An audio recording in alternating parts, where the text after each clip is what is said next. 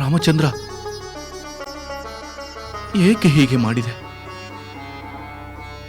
ಆಲಿಯಿಂದ ನನ್ನನ್ನು ಈ ರೀತಿ ಘಾಸಿಗೊಳಿಸುವುದರ ಬದಲು ನೀನೇ ಕೊಂದು ಬಿಡಬಹುದಾಗಿತ್ತಲ್ಲವೇ? ಸಾವಧಾನ ಸುಗ್ರೀವ ಪ್ರಭು, ಸಾವಧಾನ. ಆತುರದಲ್ಲಿ ಆಡಬಾರದ ಮಾತು ಬಾಯಿಂದ ಬಂದು ಬಿಟ್ಟಿತು. ಇಲ್ಲ, ನಾನು ವಿವೇಕ ಶೂನ್ಯನಾಗಿ ವರ್ತಿಸುತ್ತಿಲ್ಲ ಹನುಮಂತ. ಆದರೆ ರಾಮನು ಏಕೆ ಹೀಗೆ ಮಾಡಿದನೆಂದು ನಾನು ಕೇಳುತ್ತಿರುವುದು ನ್ಯಾಯವಾಗಿಯೇ ಇದೆ ಎಂದು ನಾನು ಭಾವಿಸುತ್ತೇನೆ. ಹೌದು ಹನುಮಂತ, ಸುಗ್ರೀವನಿಗೆ ಆ ಅಧಿಕಾರವಿದೆ. ರಾಘವ, 7 ಸಾಲು ವೃಕ್ಷಗಳನ್ನು ಒಂದೇ ಬಾಣದಿಂದ ನೀನು ಧರೆಗೊಳಿಸಿದಾಗಲೇ ನಿನ್ನ ಪರಾಕ್ರಮವೆಷ್ಟೆಂದು ನನಗೆ ಮನವರಿಕೆಯಾಗಿದೆ. ವಾಲಿಯನ್ನು ಯುದ್ಧಕ್ಕೆ ಕರೆಯುವಂತೆ ನೀನೇ ನನ್ನನ್ನು ಪ್ರಚೋದಿಸಿದೆ. ಆದರೆ ವಾಲಿಯತ್ತ ಬಾಣ ಪ್ರಯೋಗಿಸದೆ ನಾನು ಈ ರೀತಿ ಚಿಂತಾಜನಕವಾಗುವಂತೆ ಏಕೆ ಮಾಡಿದೆ ರಾಮಚಂದ್ರ? ಏಕೆ ಮಾಡಿದೆ? ಅದಕ್ಕೆ ಕಾರಣವಿದೆ ಸುಗ್ರೀವ. ವೃತ ರಾಮನನ್ನು ಆಕ್ಷೇಪಿಸಬೇಡ. ಕಾರಣ ಅಂತ ಕಾರಣವಾದರೂ ಏನು ಲಕ್ಷ್ಮಣ? ಈ ರೀತಿ ನೆಪ ಹುಡುಕುವುದರ ಬದಲು ನೇರವಾಗಿ ವಾಲಿಯನ್ನು ಕೊಲ್ಲುವುದಿಲ್ಲ ಎಂದು ಹೇಳಿಬಿಟ್ಟಿದ್ದರೆ ಅವನನ್ನು ಯುದ್ಧಕ್ಕೆ ಕರೆದು ಈ ರೀತಿ ಪೆಟ್ಟುಗಳನ್ನು, ಅವಮಾನವನ್ನು ಅನುಭವಿಸಬೇಕಾಗಿರಲಿಲ್ಲ. ಸುಗ್ರೀವ, ನೀನು ಕೋಪದಿಂದ ನನ್ನನ್ನು ಆಕ್ಷೇಪಿಸುತ್ತಿರುವೆ ಎಂದು ನಾನು ಬೇಸರ ಮಾಡಿಕೊಳ್ಳುವುದಿಲ್ಲ. ಆದರೆ ನಾನು ಬಾಣವನ್ನು ಏಕೆ ಪ್ರಯೋಗಿಸಲಿಲ್ಲವೆಂದು ಕೇಳು. ಸುಗ್ರೀವ, ನೀನು ಹಾಗೂ ವಾಲಿ ಜೊತೆಗೆ ನಿಂತಾಗ ವಾಲಿ ಯಾರು, ಸುಗ್ರೀವ ಯಾರು ಎಂದು ಕಂಡು ಹಿಡಿಯಲಾಗುವುದಿಲ್ಲ. ನಿಮ್ಮ ರೂಪ, ದೇಹ ದಾಢ್ಯ, ಭಂಗಿ ಎಲ್ಲವೂ ಏಕರೂಪವಾಗಿವೆ. ವಾಲಿಗೆ ಬಿಟ್ಟ ಬಾಣ ನಿನ್ನನ್ನು ಘಾತಿಸಿದರೆ ಎಂದು ನಾನು ಭಯದಿಂದ ತಟಸ್ಥನಾಗಬೇಕಾಯಿತು. ಹೌದು ಸುಗ್ರೀವ, ನಿಮ್ಮಿಬ್ಬರ ರೂಪ ಸಾದೃಶ್ಯದಿಂದ ನನಗೂ ಗೊಂದಲ ಉಂಟಾಯಿತು. ನನ್ನ ಮಾತು ನಂಬು ಸುಗ್ರೀವ. ರಾಮಚಂದ್ರ, ನಿಮ್ಮ ಮಾತು ಸರಿಯಾಗಿದೆ.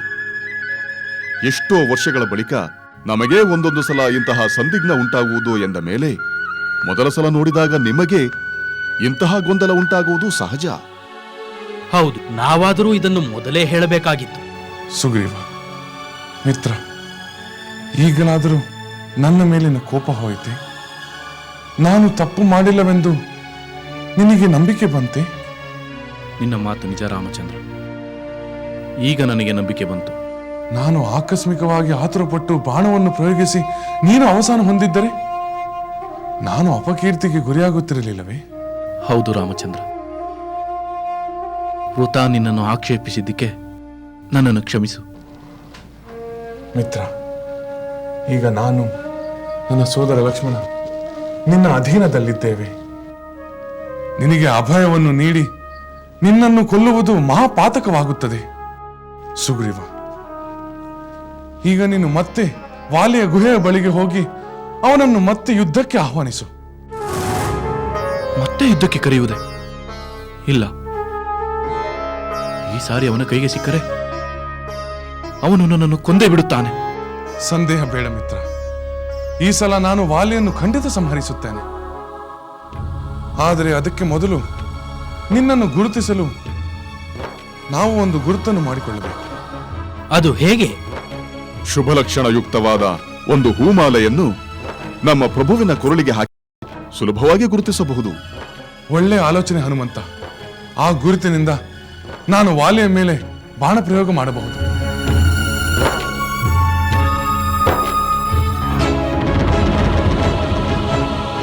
ತ್ರಿಜಟೆ, ರಾವಣನಿಗೆ ಒದಗಿದ ನಂದಿಯ ಶಾಪದ ಬಗ್ಗೆ ಹೇಳುತ್ತೇನೆ ಎಂದೆ. ಹೇಳುತ್ತೇನೆ ಸೀತೆ. ದಶಕಂಠ ರಾವಣ ಅಲಕಾನಗರಿಯಲ್ಲಿ ಜಯ ಸಾಧಿಸಿದ. ಕುಬೇರನ ಪುಷ್ಪಕ ವಿಮಾನವನ್ನು ಎತ್ತಿಕೊಂಡು ಕೈಲಾಸ ಪರ್ವತದ ಕಡೆಗೆ ಬಂದ.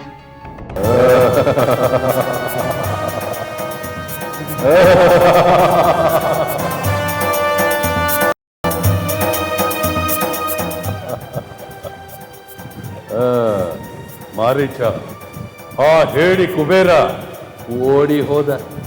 ಇನ್ನು ಈ ಪುಷ್ಪಕ ವಿಮಾನ ನಮ್ಮದೇ.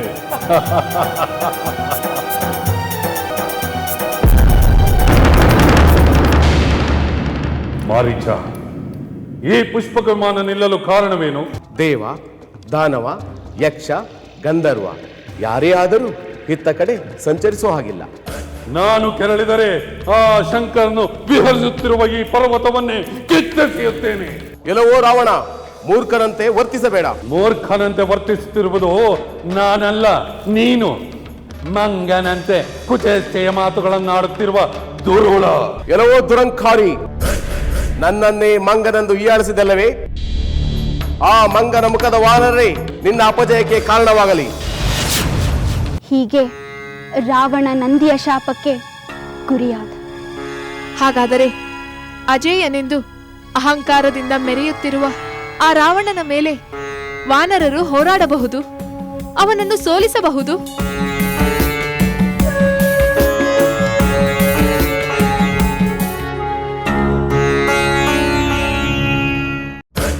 ಜೈ ಲಂಕೇಶ್ವರ.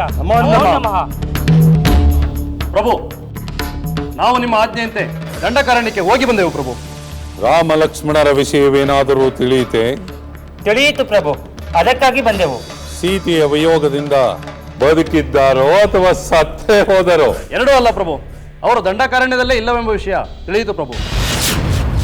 ದಂಡಕಾರಣ್ಯದಲ್ಲಿ ಇಲ್ಲವೇ?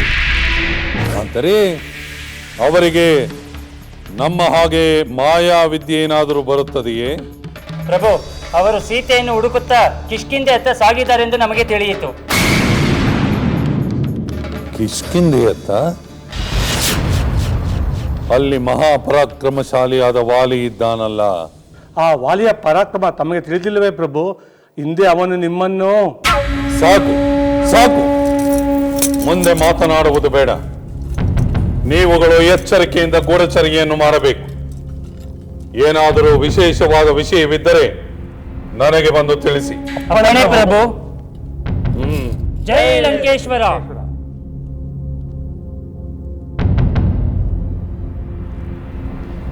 ಈ ರಾಮ ಲಕ್ಷ್ಮಣರು ಕಿಷ್ಕಿಂದಿಯ ಕಡೆ ಏಕೆ ಹೋದರು?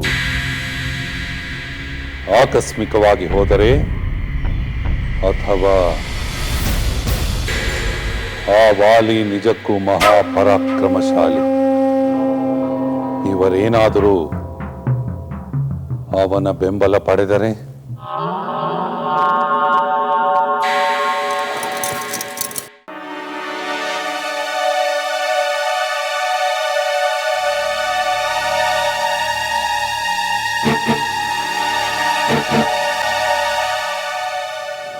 ಸುಗ್ರೀವ, ಆ ವಾಲಿಯನ್ನು ಮತ್ತೊಮ್ಮೆ ಕರೆ.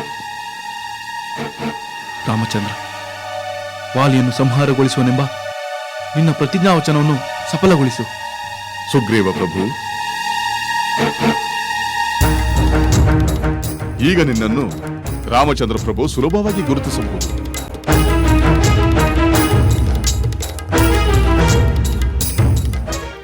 ಮಿತ್ರ, ಆ ವಾಲಿಯಿಂದ ಉಂಟಾಗಿರುವ ಭಯವನ್ನೆಲ್ಲ ನಾನು ನನ್ನ ಒಂದೇ ಬಾಣದಿಂದ ಮುಗಿಸುತ್ತೇನೆ. ಹೌದು ಸುಗ್ರೀವ, ನೀನು ಆ ವಾಲಿಯನ್ನು ಮತ್ತೊಮ್ಮೆ ಕರೆ. ಅವನು ಕೆರಳಿ ವೇಗದಿಂದ ಬರುತ್ತಾನೆ. ಈ ಸಲ ನನ್ನ ಸಹೋದರನ ಬಾಣದಿಂದ ನಿನ್ನ ಆಕಾಂಕ್ಷೆ ಈಡೇರುತ್ತದೆ. ಈಗ ಅವನು ಬಹುಶಃ ತನ್ನ ರಾಣಿವಾಸದಲ್ಲಿರಬಹುದು. ಸ್ತ್ರೀಯರೊಂದಿಗೆ ಇರುವಾಗ ಯಾರೇ ವೀರನಾದರೂ ತನ್ನ ಶತ್ರುವಿನ ಕೆಣಕು ನುಡಿಗಳನ್ನು ಸಹಿಸುವುದಿಲ್ಲ.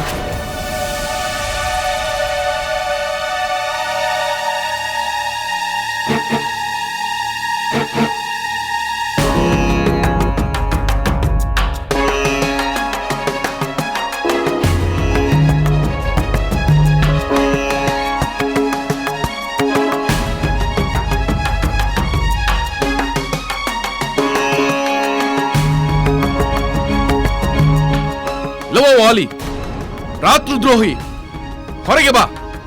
ಈ ಸಲ ನನ್ನ ಶೌರ್ಯವನ್ನು ನೋಡು. ನಿನ್ನಿಂದ ನನಗಾದ ಅನ್ಯಾಯದ ಪ್ರತಿಕಾರವನ್ನು ತೀರಿಸಿಕೊಳ್ಳದೆ ಬಿಡುವುದಿಲ್ಲ. ಎಲ್ಲವೋ ವಾಲಿ, ಹೊರಗೆ ಬಾ. ನಿಲ್ಲಿ ಸ್ವಾಮಿ, ನೀವೀಗ ಸುಗ್ರೀವನೊಡನೆ ಯುದ್ಧಕ್ಕೆ ಹೋಗುವುದು ನನಗೆ ಸರಿ ಎನಿಸುತ್ತಿಲ್ಲ. ಪ್ರಿಯೆ, ಎಂದು ತಡೆದ ನೀನು ಇಂದೇಕೆ ನನ್ನ ತಡೆಯುತ್ತಿರುವೆ? ಆ ನೀಚ ಸುಗ್ರೀವ ನನ್ನಿಂದ ಗಾಯಗೊಂಡು ಓಡಿ ಹೋಗಿ ಮತ್ತೆ ಬಂದು ಕೆರಳಿದರೆ ಯಾರು ತಾನೇ ಸುಮ್ಮನಿರುತ್ತಾರೆ? ಅದೇ ಕಾರಣಕ್ಕೆ ಸ್ವಾಮಿ ನಾನು ಬೇಡವೆನ್ನುತ್ತಿರುವುದು. ಅದೇ ಕಾರಣವೆಂದರೆ ಸ್ವಾಮಿ, ನಿಮ್ಮಿಂದ ಪೆಟ್ಟು ತಿಂದು ಪರಾಜಿತನಾಗಿ ಓಡಿ ಹೋದ ಸುಗ್ರೀವ ಮತ್ತೆ ನಿಮ್ಮನ್ನು ಯುದ್ಧಕ್ಕೆ ಕರೆಯುತ್ತಿದ್ದಾನೆಂದರೆ ಇದರಲ್ಲಿ ಬೇರೆ ಏನೂ ಇದೆ. ಏನಿರುತ್ತದೆ ತಾರೆ? ಅವನ ಜೀವ ಉಳಿದಿದೆ, ಅಹಂಕಾರ ಕೆರಳಿದೆ. ಅವೆರಡನ್ನು ಈಗಲೇ ಅಡಗಿಸಿ ಬರುತ್ತೇನೆ. ಬೇಡ ಸ್ವಾಮಿ, ಹೊರಗೆ ಬಾ, ಬಾ ಹೊರಗೆ. ಕೇಳಿದಿರಾ? ಅವನು ಇಷ್ಟು ಧೈರ್ಯವಾಗಿ ಕರೆಯುತ್ತಿರುವುದನ್ನು ನೋಡಿದರೆ ನೀವು ಕೆರಳಿ ಹೊರಬರಬೇಕೆಂಬ ಉದ್ದೇಶವಿದೆ. ಸೋತವನು ಮತ್ತೆ ಪಂಥಾಹ್ವಾನ ನೀಡುತ್ತಿರಬೇಕಾದರೆ ಅವನು ನಿಸ್ಸಹಾಯಕನೆಂದು ನನಗನಿಸುತ್ತಿಲ್ಲ. ಅಂದರೆ ಅವನು ಇಷ್ಟು ಬೇಗ ನನಗಿಂತ ಬಲಶಾಲಿಯಾದನೆ? ಇಲ್ಲ ಸ್ವಾಮಿ, ಅವನು ನಿಮಗಿಂತ ಬಲವಂತನಾಗಲು ಸಾಧ್ಯವೇ ಇಲ್ಲ. ಸುಗ್ರೀವ ಈ ಬಾರಿ ಯಾರೋ ಬಲವಂತರ ಸಹಾಯದಿಂದ ಬಂದಿರಬೇಕೆನಿಸುತ್ತಿದೆ. ಅವನ ಸಹಾಯಕ್ಕೆ ಬರಬಲ್ಲ ವೀರರು ಯಾರಿದ್ದಾರೆ? ನನ್ನ ಪರಾಕ್ರಮ ತಿಳಿದ ಯಾರು ತಾನೇ ಆ ಸುಗ್ರೀವನಿಗೆ ಸಹಾಯ ಮಾಡಲು ಸಾಧ್ಯ? ಹಾಗಿದ್ದರೆ ಅವನು ಮೊದಲ ಸಲಕ್ಕೆ ಅವರ ಸಹಾಯ ಪಡೆಬಹುದಿತ್ತಲ್ಲ. ಅವರ ಉಪಾಯದಲ್ಲಿ ಏನೋ ತೊಡಕುಂಟಾಗಿರಬಹುದು.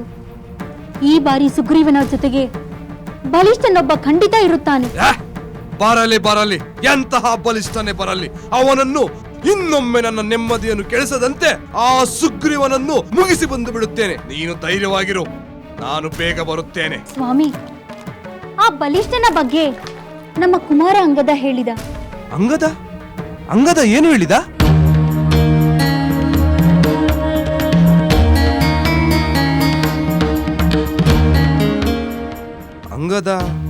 ಅಂಗದ ಏನು ಹೇಳಿದ ತಾರೆ? ನಿನ್ನ ಈ ಆತಂಕಕ್ಕೂ ಅಂಗದನ ಆ ಮಾತಿಗೂ ಏನೋ ಸಂಬಂಧವಿರಬಹುದು. ಅದೇನೆಂದು ಹೇಳು. ಹೇಳುತ್ತೇನೆ ಸ್ವಾಮಿ.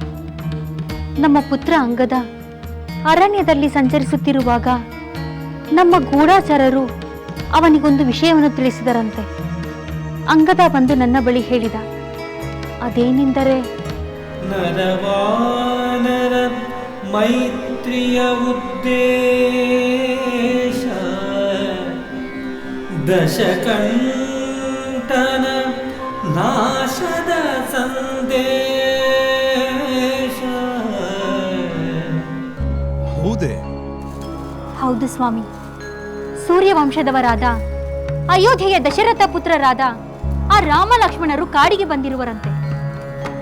ನಿಮ್ಮ ಸಹೋದರ ಸುಗ್ರೀವನಿಗೆ ಅವರು ಪ್ರಿಯರಾದವರೆಂದರೆ ಸಂದೇಹ ಬರುವುದಿಲ್ಲವೇ? ಕೇವಲ ಗೂಢಾಚಾರರ ವಾರ್ತೆಯ ಮೇಲೆ ನನ್ನಂತ ವೀರರು ಸಂದೇಹಗೊಂಡು ಧೈರ್ಯಗೆಡುವುದು ಉಚಿತವೇ ತಾರೆ? ಆದರೆ ಇದು ಕೇವಲ ವಾರ್ತೆ ಎಂದು ಕಡೆಗಣಿಸಿ ಆತುರ ಪಡುವುದು ಉಚಿತವಲ್ಲವೆನ್ನುವುದು ನನ್ನ ಭಾವನೆ. ತನ್ನ ಭುಜಬಲದ ಮೇಲೆ ಭರವಸೆ ಇರುವ ಯಾವ ವೀರನು ಇಂಥ ನೆಪ ಒಡ್ಡಿ ಕೈ ಕಟ್ಟಿ ಕುಳಿತುಕೊಳ್ಳುವುದಿಲ್ಲ ತಾರೆ. ಇಲ್ಲ ಸ್ವಾಮಿ, ನೀವು ಈ ವಿಷಯದಲ್ಲಿ ಬಹಳ ಎಚ್ಚರದಿಂದಿರಬೇಕು. ಅಂದರೆ ಆ ರಾಮ ಸುಗ್ರೀವನ ಬೆಂಬಲಕ್ಕಿದ್ದಾನೆ, ಆ ಧೈರ್ಯದ ಮೇಲೆ ನನಗೆ ಪಂಥಾಹ್ವಾನ ನೀಡುತ್ತಿದ್ದಾನೆ ಎಂದು ಹೇಳ್ತಿರುವೆಯಾ? ಹೌದು ಸ್ವಾಮಿ. ಆ ರಾಮ ಮಹಾಯುದ್ಧ ಚತುರನಂತೆ, ಅಜೇಯನಂತೆ. ಅದು ನಿಜವೆಂದರೆ ಅಂತವನ ಬಳಿ ನೀವು ವಿರೋಧ ಕಟ್ಟಿಕೊಳ್ಳುವುದು ಸರಿಯಲ್ಲ. ಸುಗ್ರೀವನ ಆಹ್ವಾನವನ್ನು ಕೇಳಿ ಕೆರಳಿರುವ ನಿಮ್ಮ ಮನಸ್ಸನ್ನು ಶಾಂತಗೊಳಿಸಿಕೊಳ್ಳಿ. ಬನ್ನಿ, ಸ್ವಲ್ಪ ಹೊತ್ತು ಕುಳಿತು ಯೋಚಿಸಿ.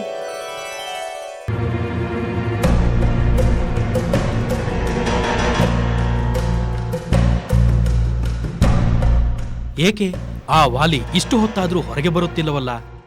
ಹೌದು, ಇದು ಬಹಳ ವಿಚಿತ್ರವಾಗಿದೆಯಲ್ಲ. ನಮ್ಮ ಪ್ರಭುಗಳ ಧ್ವನಿ ಕೇಳಿ ಇಷ್ಟು ಹೊತ್ತಿಗೆ ಅಬ್ಬರಿಸಿ ಹಾರಿ ಹೊರಬರಬೇಕಿತ್ತು. ಅಥವಾ ವಾಲಿಯು ಗುಹೆಯೊಳಗಿಲ್ಲವೋ? ಇಲ್ಲದಿದ್ದರೆ ಗೆದ್ದ ಉತ್ಸಾಹದಲ್ಲಿ ಸುರಪಾನ ಮಾಡಿ ಗಾಢ ನಿದ್ರೆಯಲ್ಲಿ ಮುಳುಗಿರಬಹುದೇ? ಆ ವಾಲಿ ಎದುರಿರಬಹುದೇ? ಇದು ಹೇಗೆ ಸಾಧ್ಯ? ಗೆದ್ದವನು ಸೋತವನಿಗೆ ಹೆದರುವನೇ? ನಿಮ್ಮ ಯಾವ ಪ್ರಶ್ನೆಗಳಿಗೂ ನನ್ನಲ್ಲಿ ಉತ್ತರವಿಲ್ಲ. ನನಗೂ ಇದು ವಿಚಿತ್ರವೆನಿಸುತ್ತಿದೆ. ಅಥವಾ ರಾಮಲಕ್ಷ್ಮಣರು ನಿಮ್ಮ ಜೊತೆ ಇರುವುದನ್ನ ಅವನಿಗೆ ಯಾರಾದರೂ ಹೇಳಿದ್ದಾರೆಯೇ? ಅದು ಹೇಗೆ ಸಾಧ್ಯ ಹನುಮಂತ? ವಾಲಿಯ ಗೂಢಾಚಾರರು ಎಲ್ಲೆಡೆ ಹರಡಿಕೊಂಡಿದ್ದಾರೆ ಮಹಾಪ್ರಭು.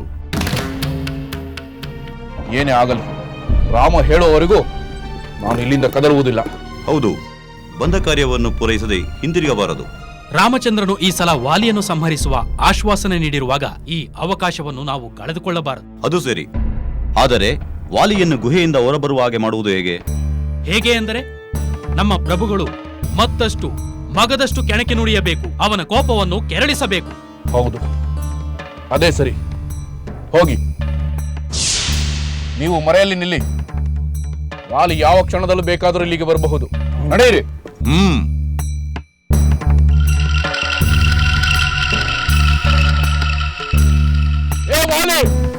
ಸಹೋದರ, ವಾಲಿ ಇಷ್ಟೊತ್ತಾದರೂ ಹೊರಗೆ ಬಾರದೇ ಇರುವುದಕ್ಕೆ ಏನಾದರೂ ಕಾರಣವಿರಬಹುದೇ? ಇರಬಹುದು ಲಕ್ಷ್ಮಣ. ಹನುಮಂತನು ಹೇಳಿದಂತೆ ವಾಲಿಯ ಗೂಢಾಚಾರರು ನಮ್ಮ ವಿಷಯವನ್ನು ಅವನಿಗೆ ತಿಳಿಸಿರಬಹುದು. ಹೊರಗೆ ಬಾ.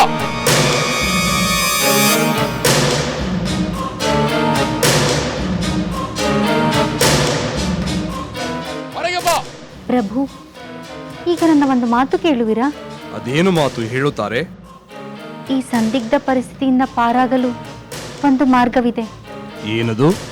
ಈ ಕೂಡಲೇ ಸುಗ್ರೀವನನ್ನು ಕಂಡು ಪ್ರೀತಿಯಿಂದ ಮಾತನಾಡಿ ಅವನಿಗೆ ಯುವರಾಜ್ಯಾಭಿಷೇಕವನ್ನು ಮಾಡುವುದು. ಆ ದುಷ್ಟ ಸುಗ್ರೀವನಿಗೆ ನಾನು ಯುವರಾಜ ಪಟ್ಟಾಭಿಷೇಕ ಮಾಡಿಸಬೇಕೆ? ಹೌದು ಸ್ವಾಮಿ, ಎಷ್ಟೇ ಆಗಲಿ ಅವನು ನಿಮ್ಮ ಸೋದರ. ಸೋದರ ದ್ವೇಷ ಎಲ್ಲಿಯವರೆಗೆ? ಇದರಿಂದ ಆ ರಾವಣನೊಡನೆ ಮೈತ್ರಿಯು ಶುಭಕರವಾಗುತ್ತದೆ. ತಾರೆ, ನನಗೇನಾದರೂ ಆಗಿಬಿಡುವುದೆಂಬ ಭಯದಲ್ಲಿ ಆ ದುಷ್ಟ ಸುಗ್ರೀವ ಮಾಡಿದ ತಪ್ಪನ್ನೆಲ್ಲ ಮರೆತು ಬಿಟ್ಟೆಯಾ? ಏನೋ ವಿಷಗಳಿಗೆ ನಡೆಯಬಾರದು ನಡೆದು ಹೋಯಿತು.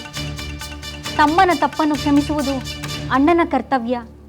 ಅವನು ಎಲ್ಲಿದ್ದರೂ ಹೇಗಿದ್ದರೂ ನಿಮ್ಮ ಸಹೋದರನಲ್ಲವೇ? ಸಹೋದರನಿಗಿಂತ ಹತ್ತಿರದ ಬಂದು ಯಾರಿರುವುದಕ್ಕೆ ಸಾಧ್ಯ? ಅಣ್ಣನ ಸಾವನ್ನು ಬಯಸುವವನು ತಮ್ಮನಲ್ಲ, ಶತ್ರು. ಬೇಡಿ ಸ್ವಾಮಿ, ಹಾಗನ್ನಬೇಡಿ. ಅವನನ್ನು ಯುವರಾಜನನ್ನಾಗಿ ಮಾಡಿದರೆ ನಿಮ್ಮ ಮೇಲಿನ ವೈರ ಭಾವನೆಯನ್ನು ತೊರೆಯುತ್ತಾನೆ. ಅವನ ವೈರದಿಂದ ನನಗೇನಾಗುತ್ತದೆ? ತಾರೆ, ನಾನೇನು ಹೇಳಿ ಅಲ್ಲ, ಪರಾಕ್ರಮವಿಲ್ಲದವನಲ್ಲ. ಆ ಸುಗ್ರೀವನ ಬೆಂಬಲಕ್ಕೆ ಹರಿಯರ ಬ್ರಹ್ಮಾದಿಗಳು ಬಂದರು ಅವರನ್ನು ಎದುರಿಸಿ ನಿಲ್ಲುವ ಸಾಮರ್ಥ್ಯ ನನ್ನಲ್ಲಿದೆ. ತಾರೆ, ನನ್ನನ್ನು ತಡೆಯದಿರು. ಈಗಲೇ ಆ ಸುಗ್ರೀವನನ್ನು ದಮನ ಮಾಡಿ ಬರುತ್ತೇನೆ. ಬೇಡಿ ಸ್ವಾಮಿ, ಈ ಕೋಪವನ್ನು ಬಿಡಿ. ಆ ರಾಮನೊಡನೆ ಕಲಹ ಮಾಡುವುದು ಯುಕ್ತವಲ್ಲ. ಪರಿಣಾಮವೇನಾಗಬಹುದೆಂಬ ಖಚಿತ ನಂಬಿಕೆ ಇಲ್ಲದೆ ಆವೇಶದಿಂದ ಮುನ್ನುಗ್ಗುವುದು ತರವಲ್ಲ.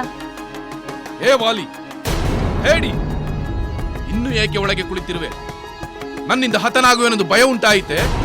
ಹೊರಗೆ ಬಾ, ವೀರನಂತೆ ನನ್ನೊಂದಿಗೆ ಹೋರಾಡು. ಇಲ್ಲವೇ ಸೋತೆನೆಂದು ಶರಣಾಗತನಾಗು. ಕೇಳಿದೆಯಾ ತಾರೆ ಆ ಉದ್ದಟತನದ ಮಾತುಗಳನ್ನ? ಆ ಸುಗ್ರೀವನ ಮರ್ಮಾಘಾತದ ಮಾತುಗಳನ್ನು ಕೇಳುತ್ತಾ ನಾನು ಹೇಗೆ ತಾನೇ ಸುಮ್ಮನಿರಲಿ? ಇಂತಹ ಸಮಯದಲ್ಲಿ ನೀವು ಸಂಯಮವನ್ನು ತಾಳಬೇಕು. ಅವನ ಕುತಂತ್ರಗಳನ್ನು ಅರ್ಥ ಮಾಡಿಕೊಳ್ಳಿ ಸ್ವಾಮಿ. ನನಗೇಕೋ ಭಯವಾಗುತ್ತಿದೆ. ಭಯ ಪಡಬೇಡ ತಾರೆ. ಅವನ ತಂತ್ರ ಕುತಂತ್ರಗಳನ್ನೆಲ್ಲ ಅತಂತ್ರಗೊಳಿಸುವ ಶಕ್ತಿ ನನ್ನಲ್ಲಿದೆ. ಶೂರನಿಗೆ ಶತ್ರುವಿನ ತಿರಸ್ಕಾರದ ಮಾತುಗಳನ್ನು ಕೇಳುವುದಕ್ಕಿಂತ ಮರಣವೇ ಮೇಲು.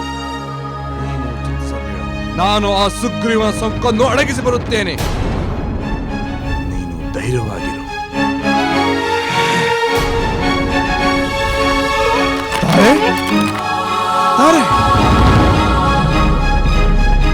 ತಾರೆ ತಾರೆ ತಾರೆ ತಾರೆ ತಾರೆ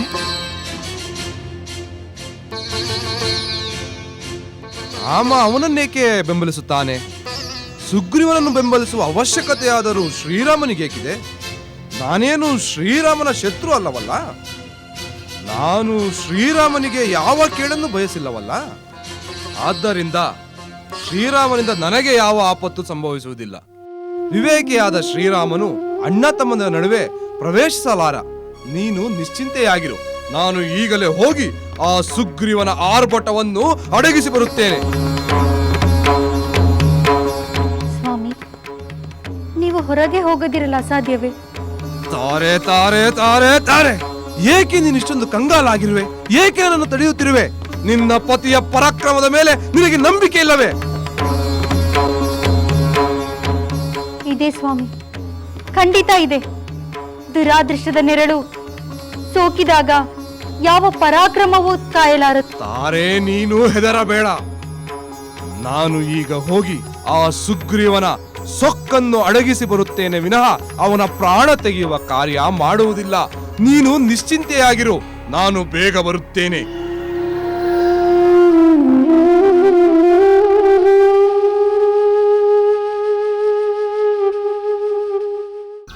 ಇನ್ನು ಏಕೆ ಒಳಗೆ ಕುಳಿತಿರುವೆ? ನನ್ನಿಂದ ಹತನಾಗುವೆನೆಂದು ಭಯವೇ?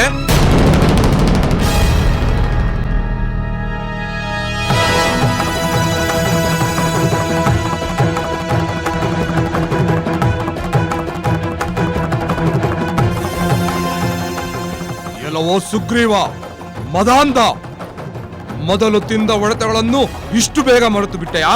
ಮತ್ತೆ ಬಂದು ನನ್ನ ಕೆರಳಿಸಲು ನಿನಗೆಷ್ಟು ಧೈರ್ಯ, ನಿನಗೆಷ್ಟು ಅಹಂಕಾರ! ನಿನ್ನ ಅಹಂಕಾರವನ್ನು ಕ್ಷಣ ಮಾತ್ರದಲ್ಲೇ ಅಡಗಿಸಿ ಬಿಡುತ್ತೇನೆ. ಒಮ್ಮೆ ಗೆದ್ದ ಮಾತ್ರಕ್ಕೆ ಸದಾ ಗೆಲ್ಲುವನೆಂದು ಭ್ರಮಿಸಬೇಡ ವಾಲಿ. ನಿನ್ನ ಶೌರ್ಯದ ಅಹಂಕಾರಕ್ಕೆ ಹಿಂದೆ ಕೊನೆ. ವೃಥಾ ನನ್ನ ಗದಾಘಾತಕ್ಕೆ ಏಕೆ ನಿನ್ನ ಜೀವ ತೆತ್ತುವೆ? ಜೀವ ಬೇಕಿದ್ದರೆ ಇಲ್ಲಿಂದ ಓಡಿ ಹೋಗು. ಹೌದು, ಜೀವ ಬೇಕು, ನಿನ್ನ ಜೀವ ಬೇಕು. ಒಡ ಹುಟ್ಟಿದವನನ್ನು ಅನಾಥನಂತೆ ಬೀದಿಗೆ ತಳ್ಳಿದ ನಿನ್ನ ತಪಾತಕ್ಕೆ ಬದುಕಿರಬಾರದು. ನನ್ನ ಜೀವ ತೆಗೆವೆಯಾ? ಯಾರ ಸಾವು ಯಾರ ಬದುಕು ನಿರ್ಧಾರವಾಗಲಿ. ಬಾ.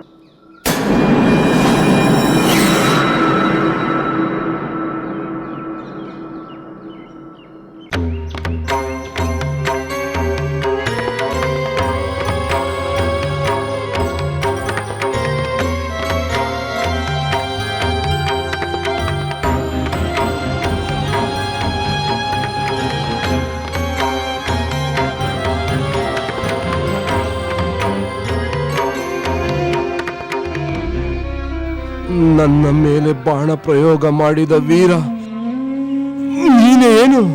ಹೌದು ವಾಲಿ, ನಾನು ದಶರಥ ಪುತ್ರ ರಾಮ. ಇವನು ನನ್ನ ಸೋದರ ಲಕ್ಷ್ಮಣ. ರಾಮಚಂದ್ರ, ನೀನು ಚಕ್ರವರ್ತಿಯ ಪುತ್ರ, ಸತ್ಕುಲ ಪ್ರಸೂತ, ಸದ್ಗುಣ ಸಂಪನ್ನ, ಮಹಾ ತೇಜಸ್ವಿ.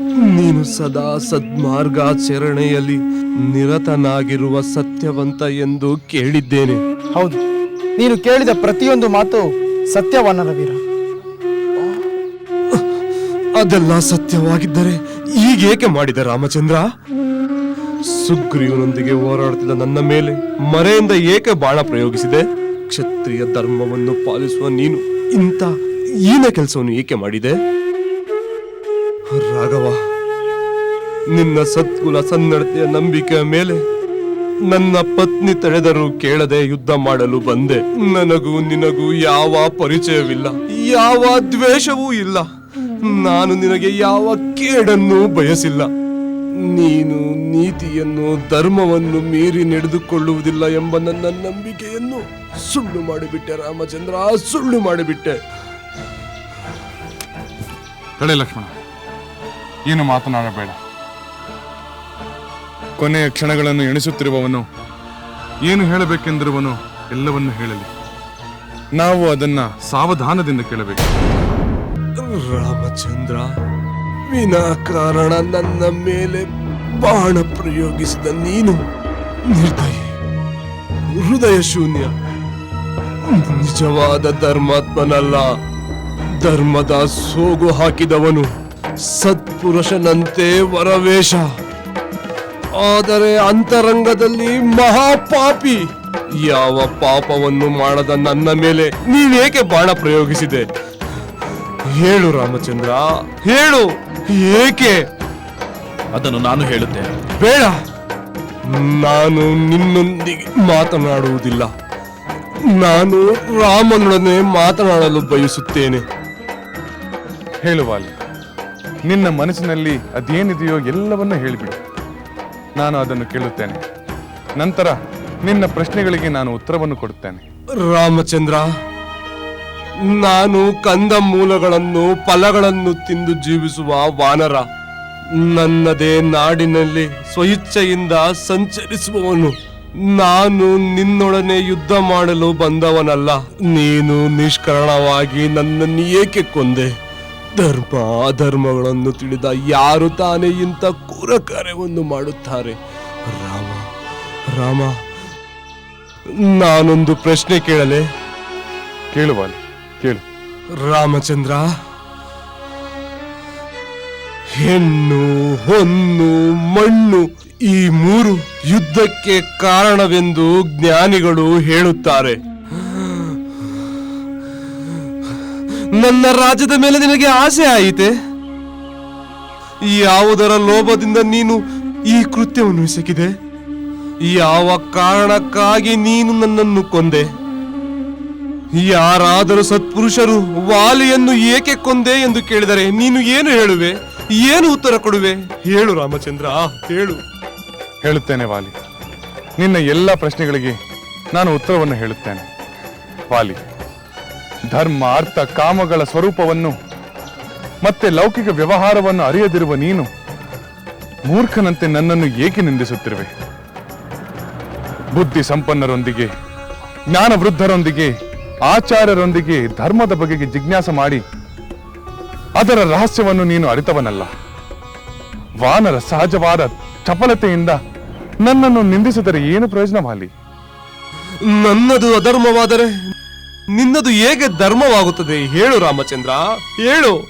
ವಾಲಿ, ಧರ್ಮ ವತ್ಸಲನಾದ ನೃಪಶ್ರೇಷ್ಠನಾದ ಭರತ ಆಳುತ್ತಿರುವಾಗ ಧರ್ಮಕ್ಕೆ ಹಾನಿ ಹೇಗೆ ಉಂಟಾಗುತ್ತದೆ?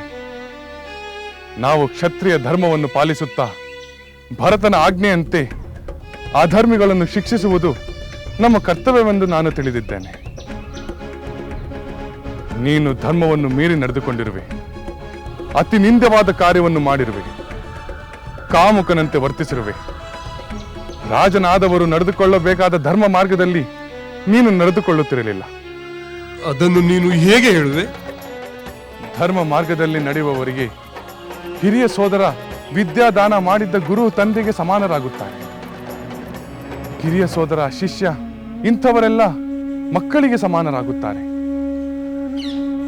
ನಿನ್ನ ಕಿರಿಯ ಸೋದರನಾದ ಸುಗ್ರೀವನನ್ನು ರಾಜಭ್ರಷ್ಟನನ್ನಾಗಿ ಮಾಡಿದ್ದು ಮಾತ್ರವಲ್ಲದೆ ಅವನ ಪತ್ನಿಯೊಡನೆ ನೀನು ಸಂಬಂಧವನ್ನು ಬೆಳೆಸಿದೆ.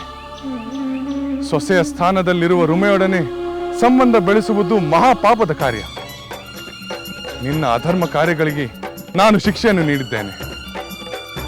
ನೀನು ಮಾಡಿದ ಮಹಾಪಾಪ ಕಾರ್ಯಗಳಿಗೆ ಇದೇ ಸೂಕ್ತವಾದ ಶಿಕ್ಷೆ. ನನಗೆ ಶಿಕ್ಷೆ ವಿಧಿಸಲು ನೀನು ಯಾರು? ನಿನಗೆ ಈ ಅಧಿಕಾರ ಕೊಟ್ಟವರು ಯಾರು? ವಾಲಿ, ಈ ಭೂಮಂಡಲಕ್ಕೆ ನನ್ನ ಸೋದರ ಭರತನೇ ಚಕ್ರವರ್ತಿ. ನಾವು ಅವನ ಆಜ್ಞಾಧಾರಕರು. ಧರ್ಮ ಪಾಲನೆ, ಅಧರ್ಮಿಗಳಿಗೆ ಶಿಕ್ಷೆ, ಇದೇ ಭರತನ ಶಾಸನ. ಆ ಶಾಸನವನ್ನು ನಾವು ಕಾರ್ಯರೂಪಕ್ಕೆ ತಂದಿದ್ದೇವಷ್ಟೇ. ರಾಮ, ಇದನ್ನೆಲ್ಲ ನೀನು ಸುಗ್ರೀವನಿಗಾಗಿ ಮಾಡಿದೆಯಾ? ಸುಗ್ರೀವ ನನ್ನ ಮಿತ್ರ. ನಾವಿಬ್ಬರು ಸಮಾನ ದುಃಖಿಗಳು. ನನ್ನ ಶ್ರೇಯಸ್ಸಿಗಾಗಿ ಅವನು ಪ್ರತಿಜ್ಞಾಬದ್ಧನಾಗಿದ್ದಾನೆ. ಅವನ ಶ್ರೇಯಸ್ಸಿಗಾಗಿ ನಾನು ಕಾರ್ಯಶೀಲನಾಗಿದ್ದೇನೆ. ಅಗ್ನಿ ಸಾಕ್ಷಿಯಾಗಿ ನಾನು ಸುಗ್ರೀವನ ಸ್ನೇಹವನ್ನು ಅಂಗೀಕರಿಸಿದ್ದೇನೆ. ಎಲ್ಲರ ಸಮಕ್ಷಮದಲ್ಲಿ ನಾನು ನಿನ್ನನ್ನು ಸಂಹರಿಸುತ್ತೇನೆ ಎಂದು ಪ್ರತಿಜ್ಞೆ ಮಾಡಿದ್ದೇನೆ. ಪ್ರತಿಜ್ಞಾ ಪಾಲನೆ ಕ್ಷತ್ರಿಯನ ಪರಮ ಧರ್ಮ.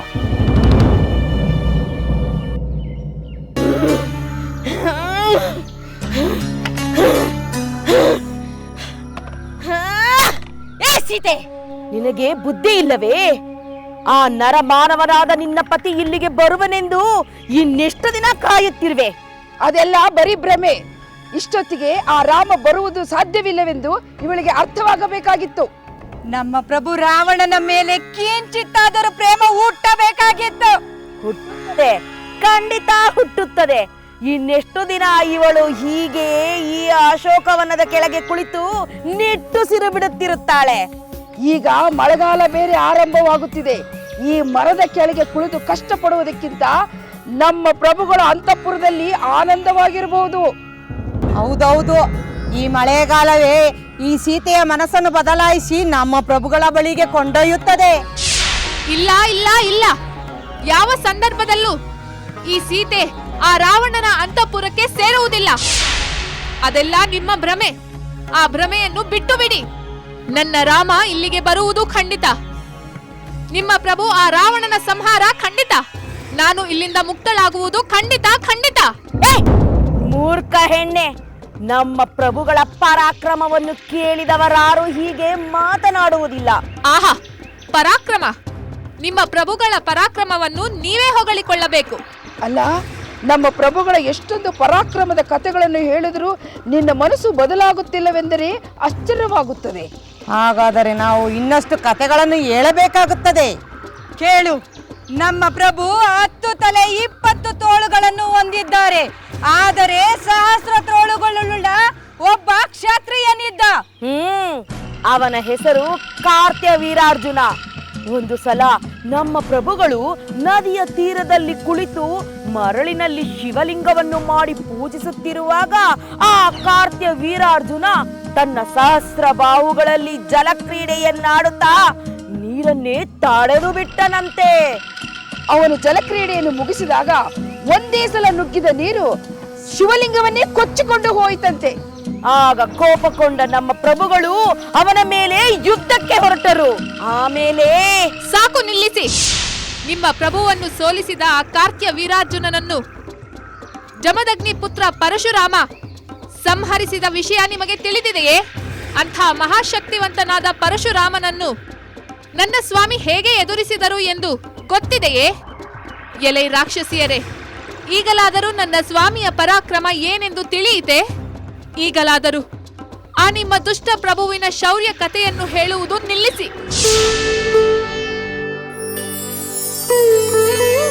ಸ್ವಾಮಿ ರಾಮಚಂದ್ರ, ಎಲ್ಲಿರುವಿರಿ? ಏನು ಮಾಡುತ್ತಿರುವಿರಿ? ನೀವು ಇಲ್ಲಿ ಎಂದು ಬರುವಿರಿ? ನನ್ನನ್ನು ಈ ದುಷ್ಟರ ಸೆರೆಯಿಂದ ಎಂದು ಬಿಡಿಸುತ್ತೀರಿ?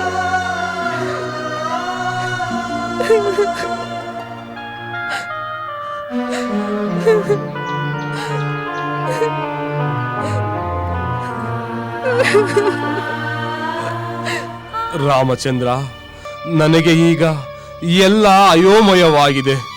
ಏನು ಹೇಳಬೇಕೆಂದು ತೋಚುತ್ತಿಲ್ಲ ರಾಮಚಂದ್ರ, ತೋಚುತ್ತಿಲ್ಲ. ವಾನರ ಶ್ರೇಷ್ಠ, ನಿನ್ನ ಈ ಪರಿತಾಪವನ್ನು ಸಾಕು ಮಾಡು. ಧರ್ಮ ರಕ್ಷಣೆಯ ಉದ್ದೇಶದಿಂದಲೇ ನಾನು ನಿನ್ನನ್ನು ಸಂಹರಿಸಿದೆ. ಅಲ್ಲದೆ ಯಾವುದೇ ಕಾರ್ಯವನ್ನು ಮಾಡಲು ಅಥವಾ ಮಾಡದಿರಲು ನಾವು ಸ್ವತಂತ್ರರಲ್ಲ. ನಿಯತಿ ಎಂಬುದೊಂದಿದೆ. ಯಾವಾಗ ಯಾರಿಂದ ಯಾವ ಕಾರ್ಯವನ್ನು ಮಾಡಿಸಬೇಕೋ ಅದೇ ನಿರ್ಧರಿಸುತ್ತದೆ. ಆದರೆ ಮರೆಯಾಗಿ ನಿಂತು ಏಕೆ ಬಾಣ ಪ್ರಯೋಗಿಸಿದೆ? ಹೇಳು ರಾಮಚಂದ್ರ, ದಯಮಾಡಿ ಹೇಳು. ವಾಲಿ, ಮನುಷ್ಯರು ಬೇಟೆಗೆಂದು ಹೋದಾಗ ಯಾರು ಕಾಡು ಮೃಗಗಳ ಮುಖಾಮುಖಿಯಾಗಿ ನಿಂತು ಹೋರಾಡಿ ಅವುಗಳನ್ನು ಕೊಲ್ಲುವುದಿಲ್ಲ. ಬಲೆ ಹರಡಿ ಅಥವಾ ಇನ್ನಾವುದಾದರೂ ಉಪಾಯವನ್ನು ಬಳಸಿ ಬೇಟೆಯಾಡುತ್ತಾರೆ. ನನ್ನ ದೃಷ್ಟಿಯಲ್ಲಿ ನೀನು ಮಹಾವೀರನಾದರೂ ಒಂದು ಶಾಖಾ ಮೃಗವೇ ಸರಿ. ಆದ್ದರಿಂದ ನಾನು ನಿನ್ನ ಎದುರು ಬಂದು ನಿನ್ನ ಮೇಲೆ ಬಾಣ ಪ್ರಯೋಗಿಸುವ ಅಗತ್ಯ ಕಾಣಲಿಲ್ಲ. ಈಗ ಹೇಳು ವಾಲಿ, ನಾನು ನನ್ನ ಧರ್ಮಾನುಸಾರ ನಿನ್ನನ್ನು ವಧಿಸಿದ್ದು ನೀನು ತಪ್ಪೆನ್ನುತ್ತೀಯ? ಇಲ್ಲ ಇಲ್ಲ ಪುರುಷೋತ್ತಮ, ನಿನ್ನ ತರ್ಕ ಸರಿಯಾಗಿದೆ. ನಿನ್ನಂತ ಧರ್ಮ ನೀತಿಗಳನ್ನು ಬಲ್ಲ ಪ್ರಾಜ್ಞನೊಡನೆ ವಾದ ಮಾಡುವ ಅರ್ಹತೆ ನನಗಿಲ್ಲ. ನಿನ್ನ ವಿಷಯ ತಿಳಿಯದೆ ನಿನ್ನ ಬಗ್ಗೆ ಅಪ್ರಿಯವಾದ ಮಾತುಗಳನ್ನಾಡಿದೆ. ದಯವಿಟ್ಟು ನನ್ನನ್ನು ಕ್ಷಮಿಸು. ವಾಲಿ, ನಿನ್ನದಾವದಾದರೂ ಕೋರಿಕೆ ಇದ್ದರೆ ನನಗೆ ಹೇಳು, ಅದನ್ನು ನಾನು ನಡೆಸಿಕೊಡುತ್ತೇನೆ. ರಾಮಚಂದ್ರ, ನಾನು ಸಾಯುತ್ತಿರುವನೆಂದು ದುಃಖಿಸುತ್ತಿಲ್ಲ. ನನ್ನ ಬಂಧು ಬಾಂಧವರಿಗಾಗಿಯೂ ದುಃಖಿಸುತ್ತಿಲ್ಲ. ನನ್ನ ಪ್ರಿಯ ಪತ್ನಿ ತಾರೆಗಾಗಿಯೂ ನಾನು ದುಃಖಿಸುತ್ತಿಲ್ಲ. ಆದರೆ ಸದ್ಗುಣ ಸಂಪನ್ನನಾದ ನನ್ನ ಮಗ ಅಂಗದನಿಗಾಗಿ ದುಃಖಿಸುತ್ತಿದ್ದೇನೆ. ಬಹಳ ಅಕ್ಕರೆಯಿಂದ ಪ್ರೀತಿಯಿಂದ ಪಾಲಿಸಿ ಪೋಷಿಸಿದ್ದೇನೆ. ನನ್ನನ್ನು ಅಗಲಿದ ಮೇಲೆ ಬಿರು ಬೇಸಿಗೆಯಲ್ಲಿ ಬತ್ತಿ ಹೋಗುವ ಸರೋವರದಂತೆ ಚೈತನ್ಯಹೀನನಾಗುತ್ತಾನೆ. ಬಾಲ ಬುದ್ಧಿ ಅವನನ್ನು ನೀನೇ ರಕ್ಷಿಸಬೇಕು. ನನ್ನ ಸೋದರ ಸುಗ್ರೀವ, ನನ್ನ ಮಗ ಅಂಗದನ ಮೇಲೆ ನಿನ್ನ ಅನುಗ್ರಹವಿರಲಿ.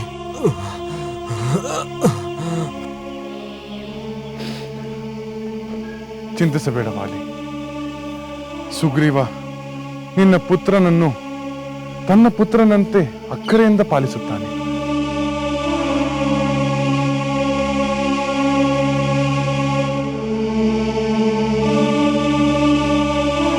ಅಗ್ರಜ, ನನ್ನನ್ನು ಕ್ಷಮಿಸು. ಸೋದರ ವಾತ್ಸಲ್ಯವನ್ನು ಮರೆತು ನಿನ್ನ ವಿಚಾರದಲ್ಲಿ ಕಠಿಣವಾಗಿ ವರ್ತಿಸಿದ ನನಗೆ ಧಿಕ್ಕಾರವಿರಲಿ. ಸುಗ್ರೀವ, ದುಃಖಿಸಬೇಡ. ನಾನು ನಿನ್ನೊಡನೆ ಹೋರಾಡಿ ನಿನ್ನ ಸೊಕ್ಕನ್ನು ಅಡಗಿಸುವೆ ವಿನ ನಿನ್ನನ್ನು ಕೊಲ್ಲುವುದಿಲ್ಲ ಎಂದು ತಾರೆಗೆ ಮಾತು ಕೊಟ್ಟು ಬಂದಿದ್ದೆ. ಆಗಿದ್ದು ಆಗಿ ಹೋಯಿತು, ದುಃಖಿಸಬೇಡ. ವಾಲಿ, ಶಾಂತನಾಗಿ ಎಲ್ಲ ಕಹಿಯನ್ನು ಮರೆತು ನಿನ್ನ ಕಡೆ ಪಯಣಕ್ಕೆ ಸಿದ್ಧನಾಗು.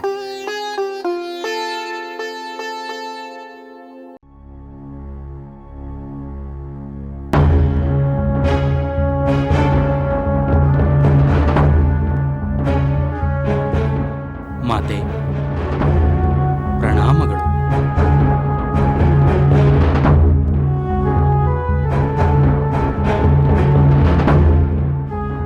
ನನ್ನ ತಂದೆ ವಾಲಿ ಚಿಕ್ಕಪ್ಪ ಸುಗ್ರೀವರೊಂದಿಗೆ ಹೋರಾಡುತ್ತಿರುವರಂತೆ.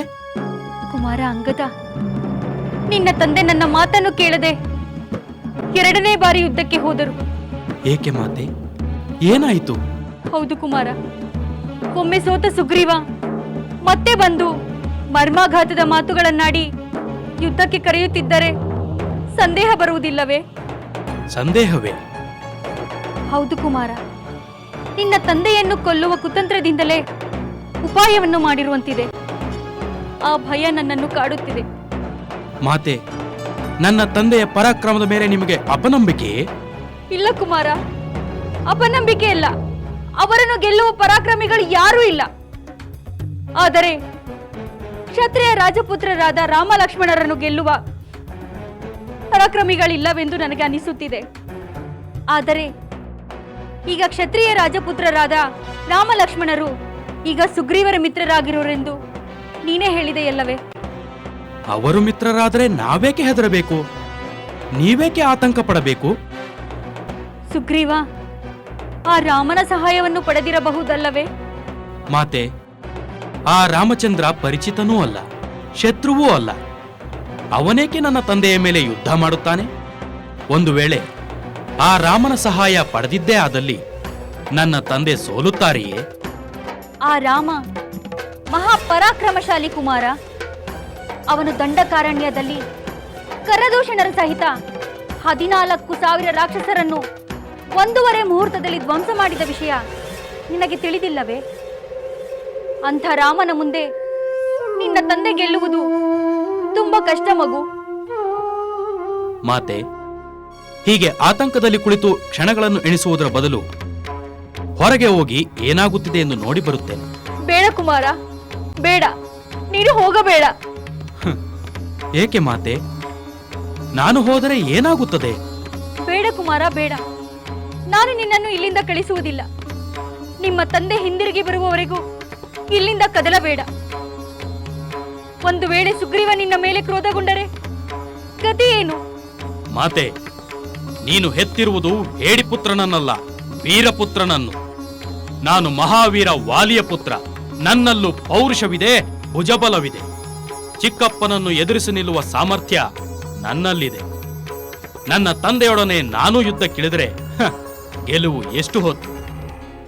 ರಾಮಚಂದ್ರ, ನಾನು ಕಡೆಯ ಬಾರಿ ನನ್ನ ಪತ್ನಿ ತಾರೆಯನ್ನು, ನನ್ನ ಮಗ ಅಂಗದನನ್ನು ಕಾಣಬೇಕು. ಆಗಲಿ ವಾಲಿ, ನಾನು ಅವರನ್ನು ಕರೆಸುತ್ತೇನೆ. ಹನುಮಂತ, ಮಹಾರಾಣಿ ಮತ್ತು ಅಂಗದ ಕುಮಾರನನ್ನು ಕರೆತನ್ನಿ. ಗೊತ್ತು ಕುಮಾರ, ಗೊತ್ತು. ನಿನ್ನ ತಂದೆಯಂತೆಯೇ ನೀನು ಪರಾಕ್ರಮಶಾಲಿ ಎಂದು ಗೊತ್ತು. ಅದಕ್ಕಾಗಿ ನಾನು ಹೆಮ್ಮೆ ಪಡುತ್ತೇನೆ. ಆದರೆ ಯುದ್ಧ ನಡೆಯುತ್ತಿರುವಾಗ ನಿನ್ನ ನಡುವೆ ಹೋಗುವುದು ವಿವೇಕವಲ್ಲ. ನಿಮ್ಮ ತಂದೆಯ ಆಗಮನಕ್ಕಾಗಿ ಎದುರು ನೋಡೋಣ. ಮಹಾರಾಣಿಯವರೇ, ನಮ್ಮ ಪ್ರಭುಗಳಿಗೆ ಸೋಲಾಗಿದೆ. ವಾನರ ವೀರವಾಲಿಗೆ ಸೋಲೆ. ಆ ಸುಗ್ರೀವ ನನ್ನ ಸ್ವಾಮಿಯನ್ನು ಸೋಲಿಸಿ ಬಿಟ್ಟನೆ. ಅವರು ಸುಗ್ರೀವನಿಗೆ ಸೋಲಲಿಲ್ಲ ಮಹಾರಾಣಿ. ಆದರೆ ಮತ್ಯಾರಿಂದ ಸೋಲಾಯಿತು? ಅವರು ರಾಮನ ಬಾಣದ ಆಘಾತದಿಂದ ನೆಲದ ಮೇಲೆ ಬಿದ್ದಿದ್ದಾರೆ. ಅವರ ಪ್ರಾಣ ಹೋಗುವ ಮೊದಲು ನೀವು ಅಲ್ಲಿಗೆ ಧಾವಿಸಿ. ಸ್ವಾಮಿ,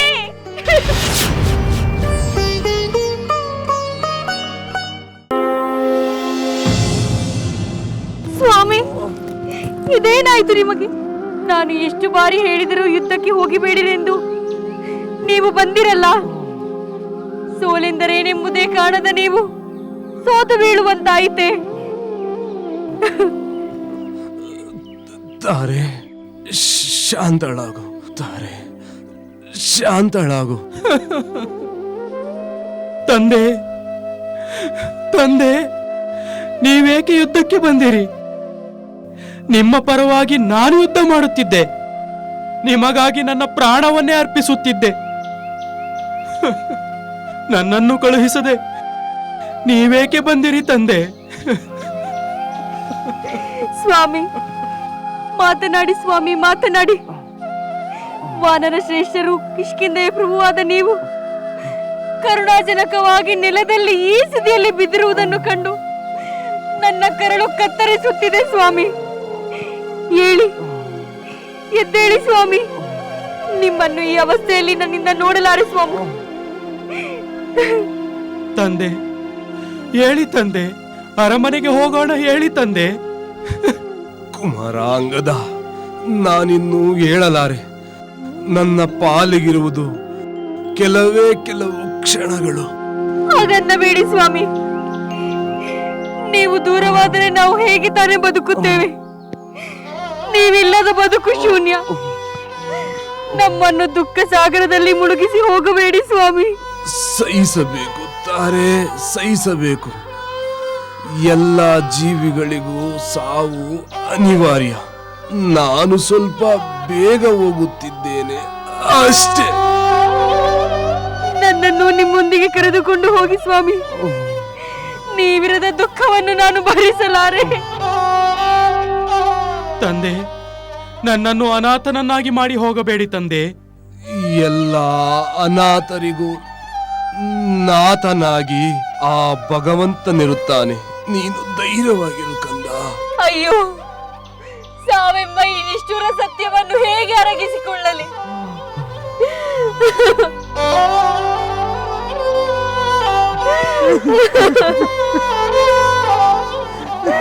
ನೀವಿಬ್ಬರು ಶಾಂತರಾಗಿ ನಿಮ್ಮ ದುಃಖದಿಂದ ಸೋದರನ ದುಃಖವು ಇಮ್ಮಡಿ ಆಗುತ್ತದೆ. ಸಾಕು ಸುಗ್ರೀವ, ಸಾಕು. ನಿನ್ನ ಈ ಸೋದರನ ದುಸ್ಥಿತಿಗೆ ನೀನೇ ಕಾರಣನಲ್ಲವೇ? ಹೌದು, ನಾನು ಒಂದು ಕಾರಣ. ಪಿತೃ ಸಮಾನರಾದ ಸೋದರನನ್ನು ಕೊಂದಾಯ್ತಲ್ಲ, ಇನ್ನು ಕಿಷ್ಕಿಂಧೆಯ ಸಿಂಹಾಸನವನ್ನೇರಿ ಸುಖ ವೈಭವದಿಂದ ಬಾಳು. ಅಯ್ಯೋ, ನನ್ನ ಸ್ವಾಮಿಯನ್ನು ಕೊಂದು ಬಿಟ್ಟಿಯಲ್ಲ ಸುಗ್ರೀವ. ಸ್ವಾಮಿ,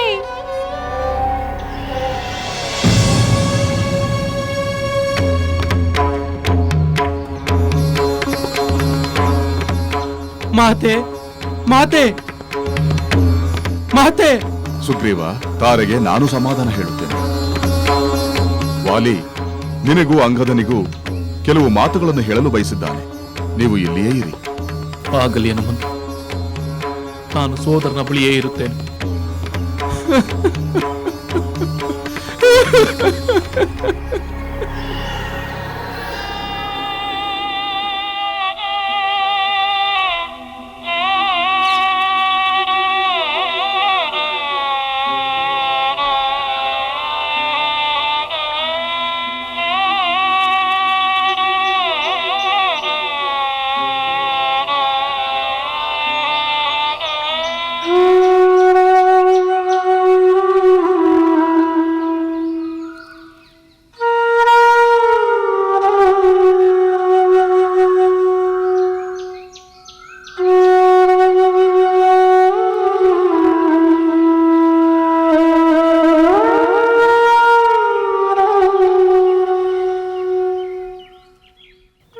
ನನ್ನನ್ನು ಏಕೆ ಎಚ್ಚರಿಸಿದಿರಿ?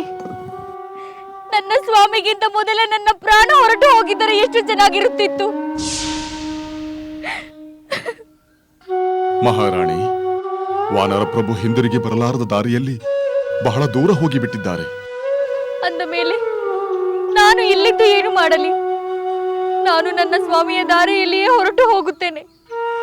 ಅವರ ಜೀವ ಇಲ್ಲಿ ನಿಲ್ಲುವುದಿಲ್ಲ ಎನ್ನುವುದಾದರೆ ನನಗೂ ಜೀವ ಸಹಿತ ಉಳಿಯುವ ಆಸೆ ಇಲ್ಲ. ಮಹಾರಾಣಿ, ನನ್ನನ್ನು ಕ್ಷಮಿಸಿ. ಇಂತಹ ಸಮಯದಲ್ಲಿ ನನ್ನ ಮಾತುಗಳು ನಿಮಗೆ ಅಪತ್ಯವಾಗಬಹುದು. ಆದರೆ ನನ್ನ ಧರ್ಮವೆಂದು ಹೇಳುತ್ತೇನೆ. ಜೀವಿಗಳು ತಾವು ಮಾಡಿದ ಕರ್ಮಾನುಸಾರವಾಗಿ ಸುಖ ದುಃಖಗಳನ್ನು, ಸದ್ಗತಿ ದುರ್ಗತಿಗಳನ್ನು ಪಡೆದುಕೊಳ್ಳುತ್ತಾರೆ. ಉಳಿದ ವ್ಯಕ್ತಿ ಕ್ರಿಯೆಗಳೆಲ್ಲ ಒಂದು ನೆಪವಷ್ಟೇ. ಸುಗ್ರೀವನಾಗಲಿ ರಾಮಚಂದ್ರನಾಗಲಿ ವಾಲಿಯ ಸಾವಿನಲ್ಲಿ ವಿಧಿ ಸಂಕಲ್ಪದ ಸಾಧನವೆಂಬುದನ್ನು ನೀವು ಮರೆಯಬಾರದು. ಹನುಮಂತ, ನೀನು ಮಹಾಜ್ಞಾನಿ. ನಿನ್ನ ಮಾತು ಸತ್ಯವೇ ಆದರೂ ನನ್ನ ಪತಿಯಾಗಲಿಕ್ಕೆ ನನಗೆ ಅಸಹನೀಯವಾಗಿದೆ.